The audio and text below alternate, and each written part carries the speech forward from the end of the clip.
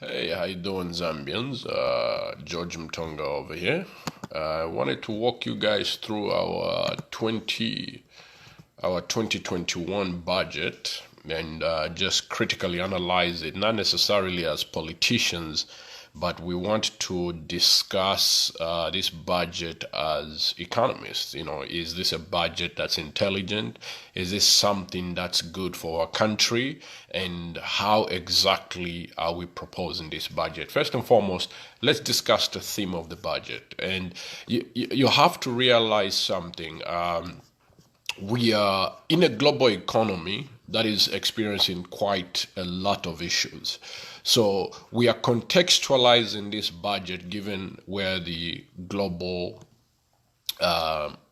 given where the world is in terms of just COVID-19, government restrictions, economic development. First and foremost, Minister Ngandu is trying to do his best in a global economy where the United States is on its knees, where China is on its knees, where Europe is being closed.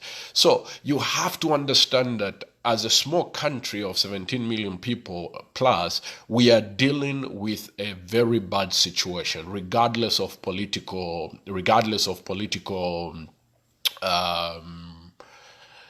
leanings, whether you're PF or UPND. I don't think we need to contextualize this budget around politics. Let's just discuss the economic reality of this budget. Quite honestly, this is the best budget I have ever seen the Patriotic Front present. And the reason why I'm saying that it's one of the best budgets is because it targets mainly tax reductions. Tax reduction by the government that tries to improve the development of the economy. When we are sending less money to the government, it's a better reality. When we are sending less money to the government, we are far much better because we get to keep more money with private individuals than we have to do with the government. And obviously, we are definitely against government expenditures.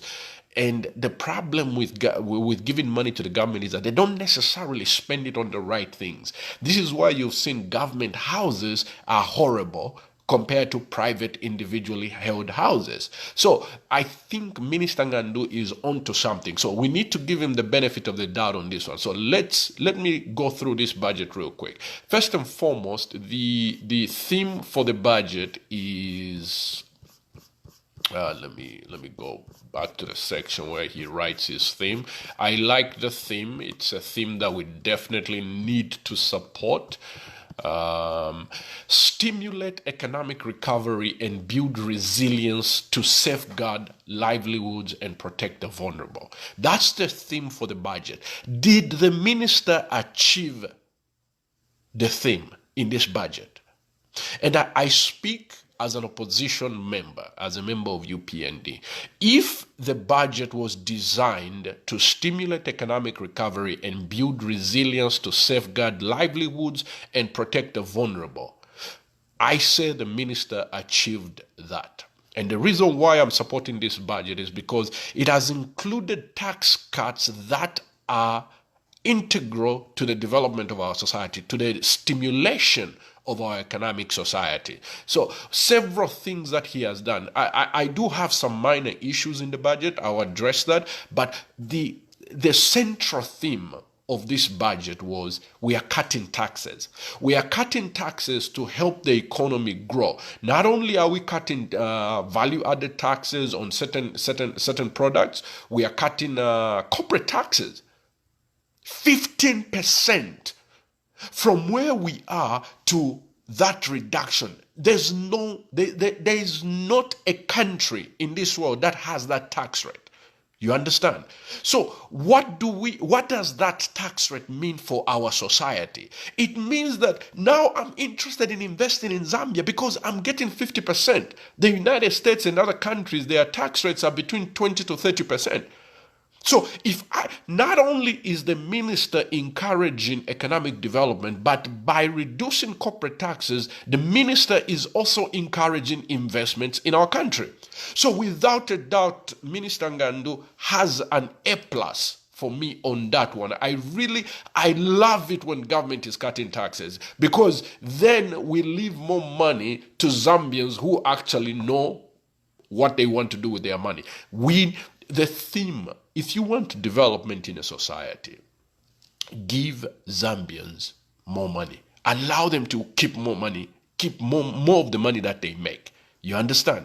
That's what you need to do. That's the key to development. And Minister Ngandu is slowly getting to that direction. I love this 2021 budget. So now let's look at some of the things that the minister confirms. First and foremost, the minister has every right to say that, guys, we are trying to do this budget in a world that definitely is not working on our side. Copper prices are down, commodity prices are down globally. The reason why we've seen some development in prices is because some mines in Chile were not able to produce copper, so there was a shortage in copper prices in the market. That's why copper prices went up. Otherwise, it wasn't necessarily an issue of increase in demand. It was a reduction in supply. That's how it ended. That's why we ended up with higher copper prices. So the minister, I think, does a very good job to identify the limitations of our performance in this global economy, simply because we just have a lot of things that are going against us as a country. Forget the politics of the country.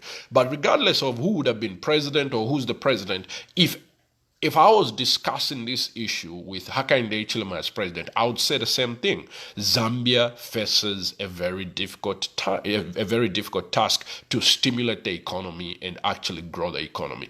I think the minister identified that. He didn't mince the words. I definitely appreciate that he was able to contextualize this budget given those obstacles. So let's go to the next point. Let's actually look at macroeconomic objective policies and strategies for 2021. Mr. Speaker, this is on the agricultural sector. Mr. Speaker, the agricultural sector performed very well in the 2019 farming season. In most crops, the country recorded an increase in production. For instance, maize production recorded a 69% increase. Well done to the agricultural sector. You guys are doing an amazing job. Those of you guys who are in the agriculture business, your production capability were just nice in 2018 and 2019. But again, remember, we are facing obstacles even in that agricultural sector. We are going to have a lot of problems. So we need to contextualize agricultural development with the overall theme of COVID-19. So that's definitely good. I like that. The mining sector, obviously, we are facing problems simply because of the demand. But otherwise, our capability to produce copper has continuously grown, which shows a level of efficiency. We are slowly becoming a country that promotes the mining sector and pushing towards a level of privatization in that sector. So I really love how the minister approached this. Now, one of the biggest issues that we have, and the minister, I think, identifies this critically. In the budget, it says, Mr. Speaker, the tourism sector is the hardest hit by COVID-19 pandemic, with virtually no international tourist arrivals since March 2020 due to travel restriction and subdued domestic tourist activity. To revive the sector, government has implemented a relief measure such as time to pay agreement covering income tax and value-added tax. I will later announce additional relief measures that the government will implement to revive the sector. Minister Ngandu has 100% nailed the revival of the tourism sector by reducing taxes. The minister does not say that we're going to be throwing money at the tourism sector. No, the minister says that in order for us to independently, directly allow a private sector business to develop within this COVID-19 world, let's cut taxes. Let's cut their taxes. Let's allow them to function and keep more money for themselves as they go through this pandemic, because they've been hit aggressively. So I definitely agree with the minister on that point. This is just beautiful. It's 100% what we need to be doing. Now, let's look at another area that I want. The, in terms of an expenditure, what I'm going to be discussing represents my biggest objection to this budget. And I think we just simply have to be honest at the fact that we messed up over the last few years. And Ngandu definitely has been given a very, very, very difficult task. My biggest issue with our budget right now, and I think this is where, this is the only issue that I have. We are spending close to about 38% of our expenditures on paying external debt interest and principal plus domestic debt. So close to about 50% of our budget is going towards paying in Congolese. That's where I have a problem. And this is not a problem with Minister Ngandu, who has done an exemplary job in drafting a budget that I would vote for. I definitely agree with how he's looking at the world, with how he's looking at our sectors, which sectors are vulnerable. I agree with that 100%. I would vote for this budget.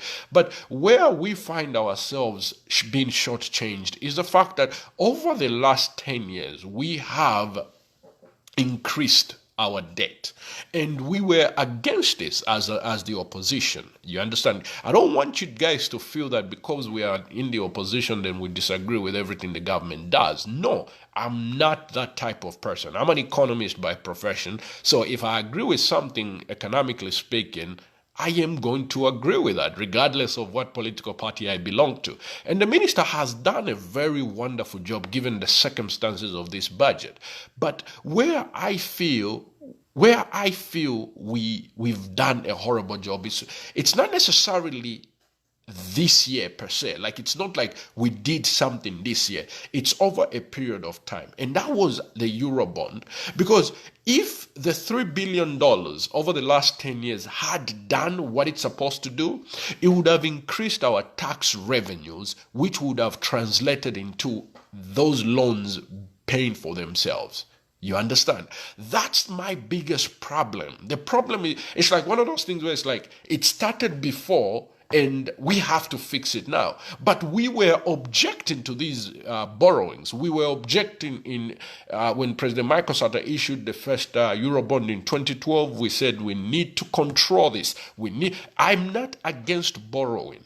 But guys, even in my business, when I borrow $100,000, that $100,000 has to pay for itself and pay interest and then make money for me. You see, what we've done with the $3 billion that we owe is that it hasn't generated anything. This is why we are spending 37% of our tax money paying loans. You see, that's 38%. Guys, that's a lot of money to be paying towards debt. You see, if the debt over the last 10 years had generated the revenue that is required, we would be in a surplus.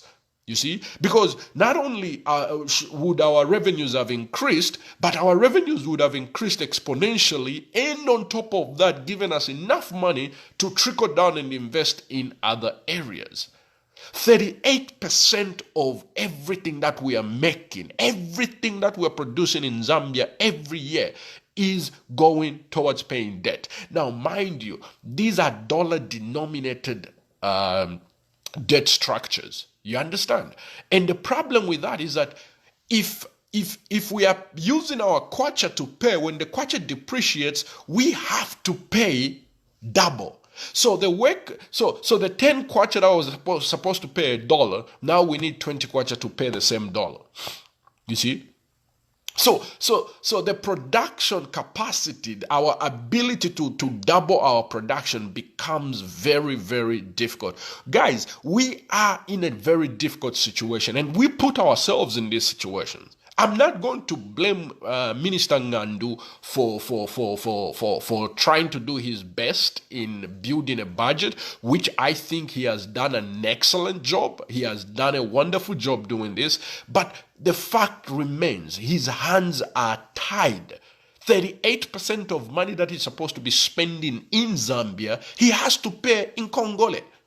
You understand? And this is a trickle-down effect from years and years and years and years of borrowing without actually investing in the right things. We are not against borrowing money. And I don't want my colleagues in PF to think that we don't understand the value of borrowing. No, we understand the value of borrowing. Where we make the mistake is we borrow $3 billion and we don't allow the $3 billion to generate $3 billion to pay for itself, pay its own interest, and then on top of that, actually leave money in the country for our people. You understand? Borrowing is my biggest issue. And I'm not going to say that this is a problem for Minister Ngano, because he's not the one who borrowed this money. This money was borrowed before he came in. But in terms of analyzing this budget for its own integrity, given where we are right now, this is what we can do. This is the best that the minister can do. And I am without a doubt assured that the minister is the right person to have in this position. Because of the way that this budget is written, you understand? The man has addressed every area to the extent that he's able to address. You understand? And I'm very proud of that. But yeah, my biggest issue was that 38% of our budget is going towards 38% of our budget is going towards paying interest and principal on our debt. Economic affairs, education allocation is 11.5% of the budget. So, if we look at this, we are spending more paying in Congole than we are spending on education for our own people. That's not something I like. That's something we could have easily avoided, but we didn't want to do that because we didn't have leaders that were listening. And the fact that they thought that, hey, they can access $3 billion, they felt that, hey, this is the best. This is what we need to do. We need to go out there and borrow all this money.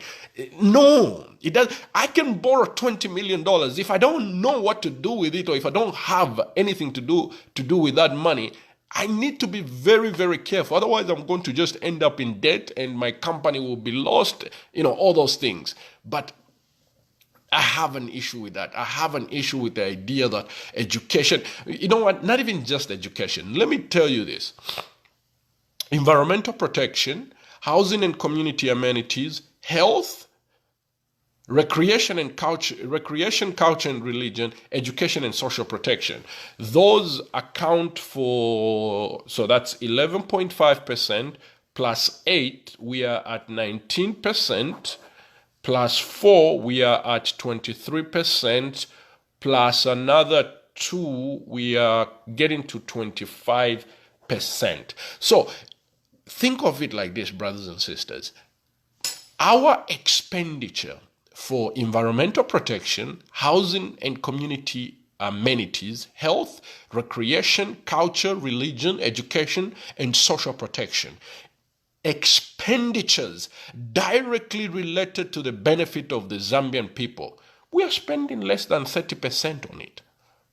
We are spending more money paying our debt than we are spending on our own people's education and health. Guys, that's a problem. And I don't think that's a political problem. That's an economic problem, regardless of who's president.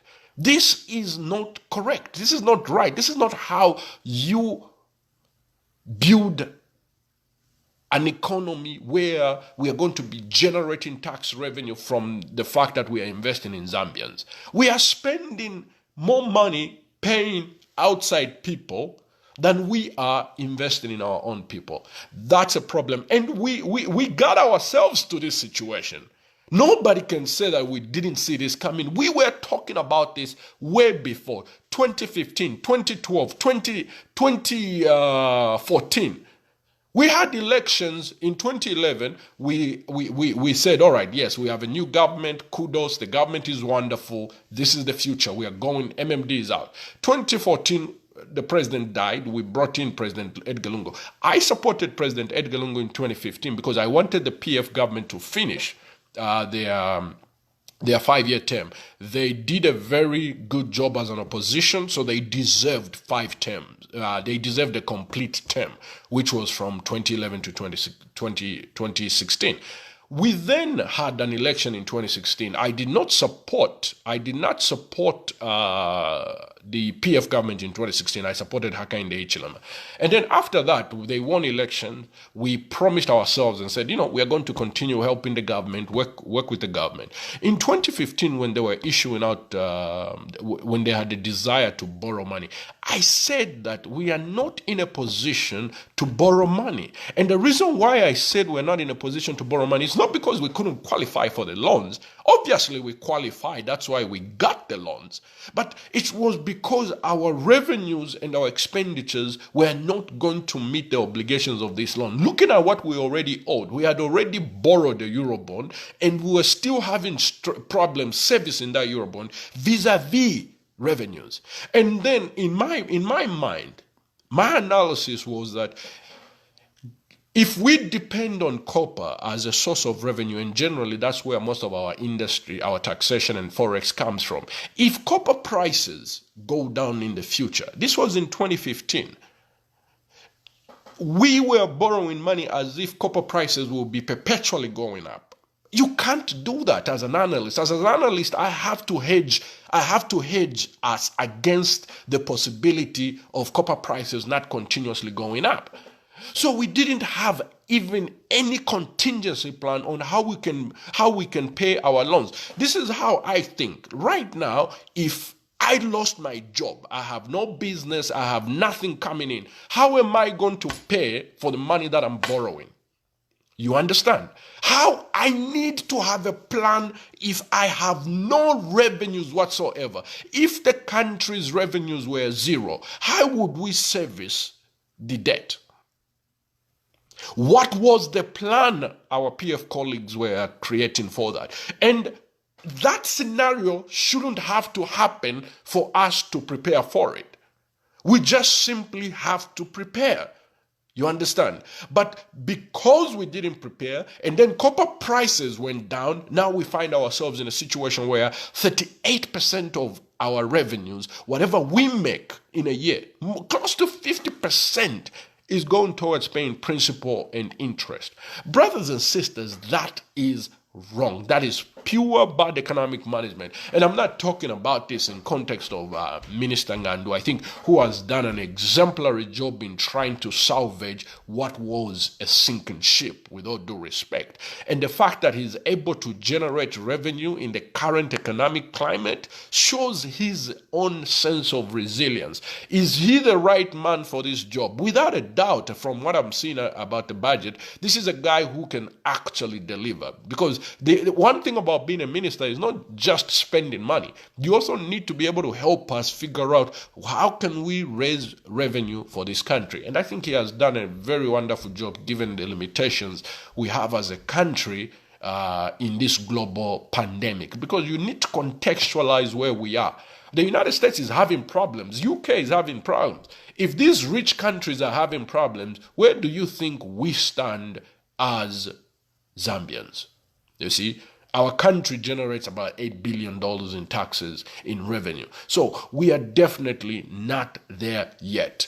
But I would definitely vote for this budget, given where we are obligated to pay these principal and interest. So I wouldn't say let's default on these loans, because if we default, then we won't be able to participate in these financial markets ever again.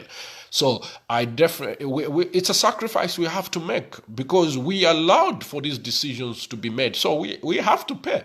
We have to pay the loans we got. And remember, I told you that no matter what, whatever the government borrows, we end up paying for it. You see, we always end up paying for these loans. These loans are not paid by somebody else. The Zambian people pay for them. But in this particular budget, I have seen more tax reductions. Oftentimes when we find ourselves in these situations where expenditures are ballooned, I often see governments increasing taxes so that they can offset the expenditure increase with an increase in revenue.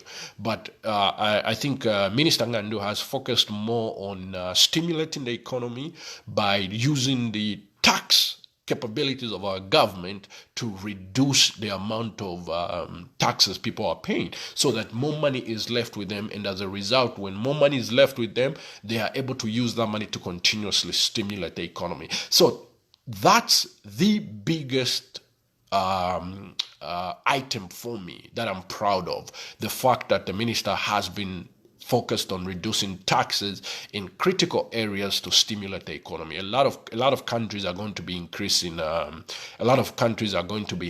Taxes, but the minister's effort to reduce taxes is definitely not the norm given where we are. So it's a very good job. It allows more money to stay with Zambians. So I'm very proud of that. Now, when we come to our revenue section, in terms of how we intend on paying for this budget, again, a majority of money that we generate in paying for our bills doesn't come from grants. It doesn't come from people helping us or anything like that. 70% of the money we generate comes from domestic taxes.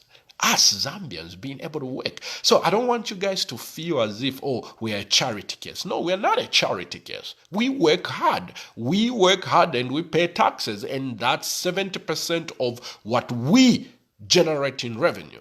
You understand?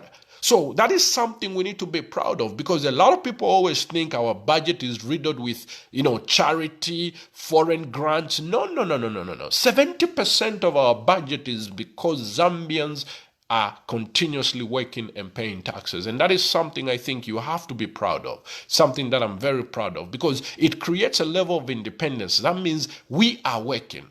We are working. We are a hardworking country. We are hardworking people, because 70% of our budget is paid from us working. You understand? I'm very proud of that fact. But when you look at our tax revenue, company income tax definitely up there. Payee taxes is the largest at about $12 billion. Company taxes at about $9 billion. And then withholding and other taxes about $5 billion. So that entire structure, gives us a very solid amount. And then we also have domestic financing. Governments borrow money. That's just inevitable. My only issue is managing those funds, those facilities. The United States is borrowing money. UK is borrowing money. China is borrowing money. There's nothing wrong with borrowing. It's just, how do you use the money? And are you intelligently allocating the money to make sure that it ends up paying for itself? You understand? You don't want to borrow money and then start tapping into existing revenues to pay for that money when that money hasn't done anything in expanding your revenue. So that's where I think we got it wrong when we borrowed this money. But overall, would I vote for this budget? Yes, I would 100% support the minister.